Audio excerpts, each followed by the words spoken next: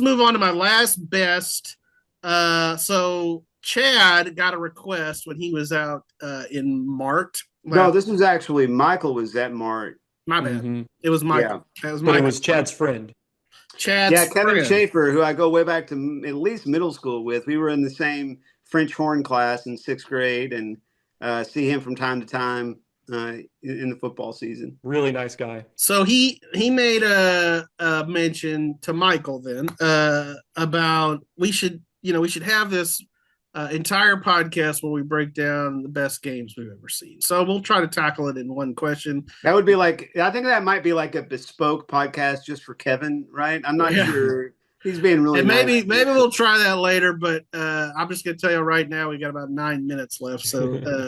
In our Zoom meeting. Yeah, Mhm. give me your best high school game. I'll start with you, Chad. Well, you and I have seen a lot of them. Well, I'm not going to miss this opportunity to promote my book, The Republic of Football, Nice. published in 2016. And because one of my I create a lifelong fan in Coach Robert Murphy because I did a chapter on his 2004 Crawford Pirates team, and he was my best promoter for this book. Has been the best promoter for my book, but the only team in the book. It's funny chapters, that you're giving him a shout out on a podcast that he'll never listen to. But go on. True. He's not a big fan of the internet. But there's 42 chapters in the book. The only team that I wrote about that I actually watched live was the Crawford Pirates in 2004, and they played Cisco over at Tarleton State that year at Thanksgiving weekend. And my dad actually went with me to the game because I was at my parents' house in Granbury at the time, and so my dad goes over to the game with me, and we just happened to be sitting in the press box with like Dallas Morning News writer and the Cisco coach's dad, right? So there's like, picture it, Dallas Morning News, me, my dad, Cisco coach's dad, right? And Cisco has a 17-3 lead in the fourth quarter. They're kind of salting the thing away. This is two good old smash mouth, 2A football programs. And Cisco, I guess, was thinking they were going to put the game away because they faked a punt on fourth down in Crawford territory, I think, and they threw a pass, and Derek Dumas, I believe, for Crawford, picked it off, ran it back for a touchdown, and that got the ball rolling on a comeback. Crawford ends up winning the game 27-24. And but at the moment of that play, when they faked that punt and threw that interception, the Dallas Morning News reporter, whose name I think I remember, but I won't mention it, he was saying, "Oh, that was such a dumb call. What a bad call." And this guy had kind of been chirping the whole game. Well, that Cisco coach's dad stands up, and he was an old former coach, by the way. I could probably find his name too. But anyway, he stands up and he just turns around. And he's just shaking and he's looking at the guy and he goes, "I'm about to hurt you." And then he gets up and turns around and just walks out. He took a walk. Take a walk, coach. So, That's a good one. Wow. Bryce, I will go quickly. And Murphy always said that was the game that you probably should have lost that you end up winning. And there's you got to beat a team you probably shouldn't be able to beat. You got to win a game you probably shouldn't have won in order to win a state championship. Yeah. Nice. Bryce, I will go real quick. I have not seen deep postseason games quite like y'all have, but the two games that jump to mind: 2022 University beating Leander Rouse to snap a 13-year playoff drought at Waco ISD Stadium. It made Chad's list of the best 25 games in the stadium's history. That was pretty cool.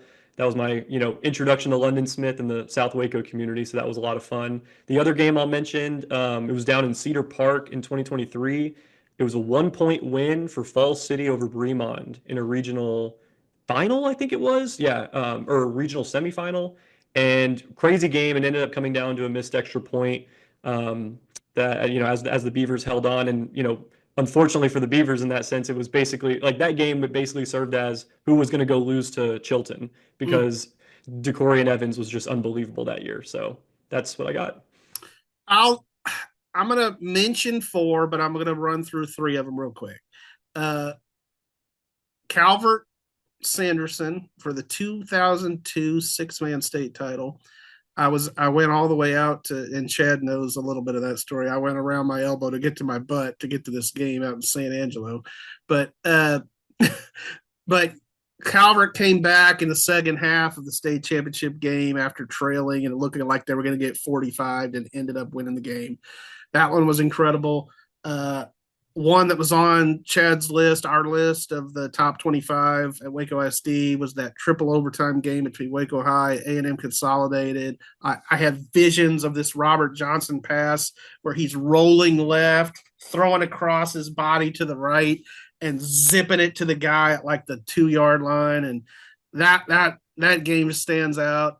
I will never, for a lot of reasons, forget the China Spring La Vega game in 2007. Dustin Eskew reaching out at the end for the touchdown. That was an incredible game.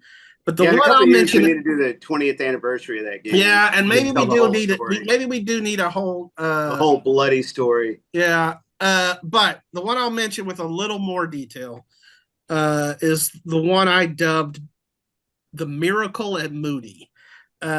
Axtell versus Thorndale in the playoffs. I want to say bi-district playoffs.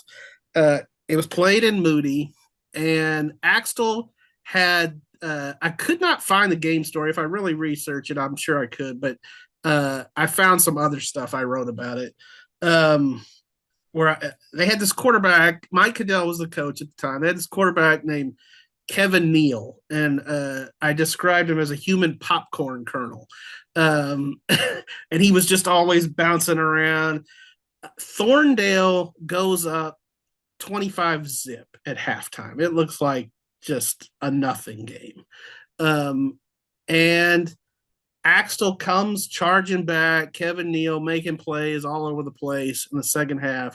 And one of the reasons I remember this game, because it literally came down to the last play of the game, and he's bouncing around. I also described him as, something like Fran Tarkenton, and going way back into football there. But Tarkenton always was like running here, running there, just scrambling all over the field. And that's what that play was. It was kind of like that Johnny Manziel play, run here, run there. Finally, he launches it into the end zone.